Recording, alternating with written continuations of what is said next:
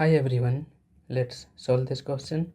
Okay, if P means greater than and Q means less than and R means not greater than and S means not less than and T means equal to, then consider the following statements. Okay, statement one क्या कहता है?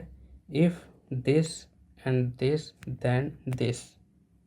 Okay, तो देखो इसको आप consider करो statement one, इसको consider करो स्टेटमेंट टू, देन इसको कंसिडर करो कंक्लूजन।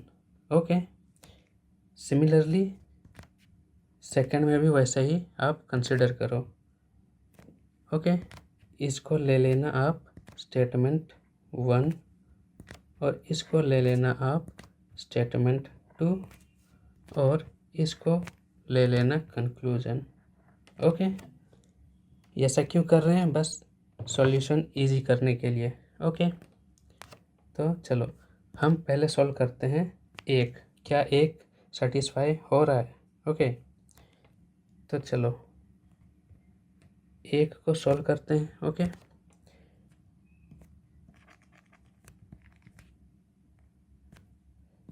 तो एक क्या कहता है? इफ़ 2x ब्रैकेट में s 3y, ठीक है। तो देखो यहाँ s का मतलब क्या है? क्वेश्चन में देखो s का मतलब क्या है? Not less than. Not less than means अगर less than not less than है मतलब कि या तो वो बड़ा होगा या बराबर होगा, है कि नहीं? तो s का मतलब क्या हो गया? नॉट लेस देन मीन्स या तो बड़ा होगा या बराबर होगा। ठीक है, इतना समझ में आ गया? ओके, अब देखो नेक्स्ट क्या है? 3x ब्रैकेट में t। ओके, तो t किसको यहाँ दिखा रहा है? देखो t मीन्स इक्वल टू, तो t का मतलब तो है बराबर, इसमें कोई दिक्कत नहीं है। ओके, तो s ये हो गया और ये t हो गया। ओके, अब इसका कंक्लूजन में क्या है? p किसको दिखा रहा है? Greater than. Okay, means p है आपका ग्रेटर देन। ओके, तो चलो फर्स्ट स्टेटमेंट के लिए मीन्स ये पहले वाले कंडीशन के लिए। ओके, स्टेटमेंट वन हमारा क्या है? ये बनकर आ गया 2x, ठीक है, और ये वाला साइन, ठीक है, ग्रेटर और इक्वल टू 3y। ओके, और स्टेटमेंट टू हमारा क्या बन के आएगा? ये वाला। ओके, 3x t का मतलब बराबर 4z।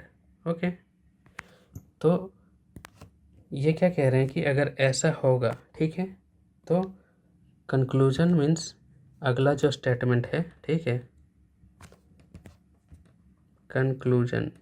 ओके, 9y p का मतलब है greater than, means 9y greater than 8z होगा। ठीक है, मतलब है कि अगर ये दो स्टेटमेंट ऐसे होंगे तो कंक्लूजन ऐसा निकलेगा। ठीक है, तो इसी को हमें चेक करना है ये सही है या नहीं। ओके, तो उसके लिए क्या करेंगे? उसके लिए हम इन दोनों स्टेटमेंट को सॉल्व कर लेंगे। ओके, तो चलो सॉल्व करते हैं। ओके, तो इन दोनों को अगर आप सॉल्व करते हो, ठीक है, तो आप क्या हटाना चाहोगे? कंक्लूजन को देखो, कंक्लूजन में क्या है? y है और z है। ओके, तो यहाँ वाला जो x है, ठीक है, इसको आप हटाना चाहोगे क्योंकि कंक्लूजन में x है ही नहीं। समझ में आ गया? ओके, तो चलो, तो स्टेटमेंट सेकेंड वाले को थोड़ा सा फर्दर सोल्व कर दो। ठीक है, मीन्स x को क्या लिख सकते हो? इधर 3 मल्टीप्लाई है तो इधर जाके डिवाइड में हो जाएगा। ओके, इतना समझ में आ गया? ओके, अब क्या करो? x का जो भी वैल्यू आया ना वो यहाँ रख दो स्टेटमेंट फर्स्ट वाले पे। ओके, तो चलो फाइनली हमारा क्या बन जाएगा? जो कंक्लूजन आना चाहिए, ओके, वो हो जाएगा 2x। x के जगह हम ये वाला रख रहे हैं 4z डिवाइडेड बाई 3। ये क्या है? ये वाला साइन। ओके, ग्रेटर और इक्वल 3y। ओके, इसको अगर आप सॉल्व करते हो तो आपको क्या मिलता है,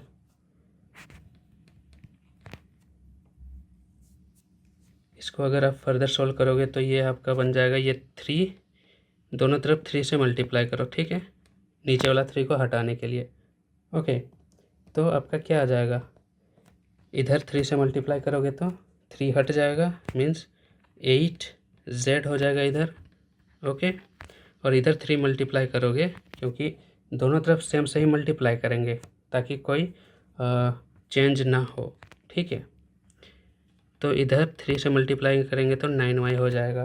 ओके, तो देखो फाइनल कंक्लूजन हमारा क्या निकला है, जो आना चाहिए, ठीक है, फाइनल कंक्लूजन आना चाहिए 8z ग्रेटर और इक्वल टू 9y, मगर क्वेश्चन में क्या कह रहा है, ये वाला कि ये आना चाहिए 9y greater than 8z।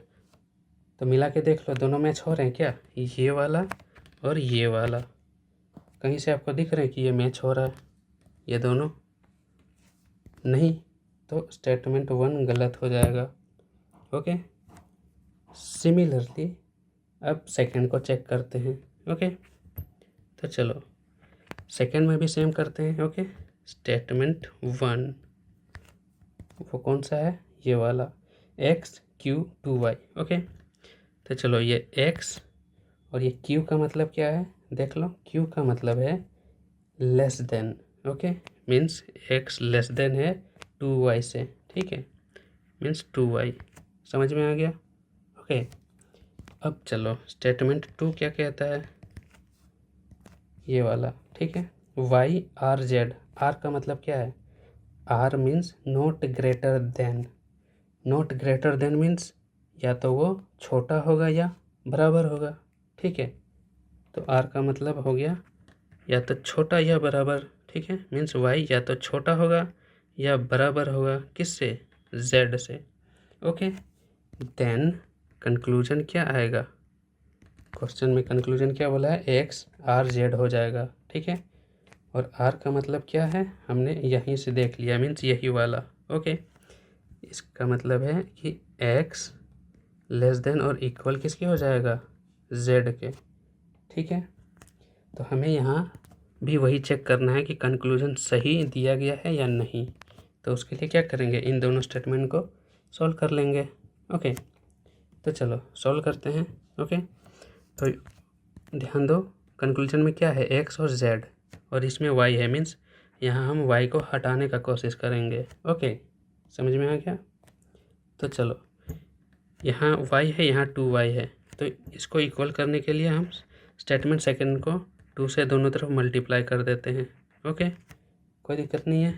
Okay, अब देखो, क्योंकि यहाँ इक्वल टू साइन नहीं है, अगर इक्वल रहता तो सीधा हम y का वैल्यू यहाँ पुट कर सकते थे, मगर यहाँ इनइक्वालिटी है, इसीलिए ये हम सीधा नहीं पुट कर सकते। ओके, तो अब देखो ये 2y है और 2y से छोटा क्या है, x, ठीक है, तो अब हम x को यहाँ लिख सकते हैं। ओके, तो ये हमारा बन जाएगा फाइनल इस टाइप का। ओके, तो यहाँ से हम क्या कह सकते हैं, यहाँ से अगर हम x और z का टर्म में देखें, ओके, अगर हम केवल x और z के टर्म में देखें तो x लेस देन मीन्स ये वाला, इसको इग्नोर करो, ठीक है, क्या हो जाएगा 2z, क्योंकि z और x में कंपेयर हो रहा है तो इसी को लेंगे। ओके, तो हमारा कंक्लूजन क्या निकल के आया, ये वाला, और क्वेश्चन में क्या कंक्लूजन दिया है, ये वाला, ठीक है, तो दोनों मैच हो जाते तो हमारा स्टेटमेंट सही हो जाता, मगर ध्यान से देखो यहाँ मैच नहीं हो रहे हैं, यहाँ 2z है, इधर z ही है। ओके, यहाँ कौन, यहाँ एक ही z है, यहाँ 2z है, तो इक्वल तो नहीं है, तो इसीलिए हमारा 2 भी हो जाएगा गलत, ठीक है। तो which of the statement given above are correct, तो दोनों गलत है भाई, मीन्स कोई करेक्ट नहीं है, मीन्स नीदर, ऑप्शन डी हो जाएगा हमारा आंसर। ओके।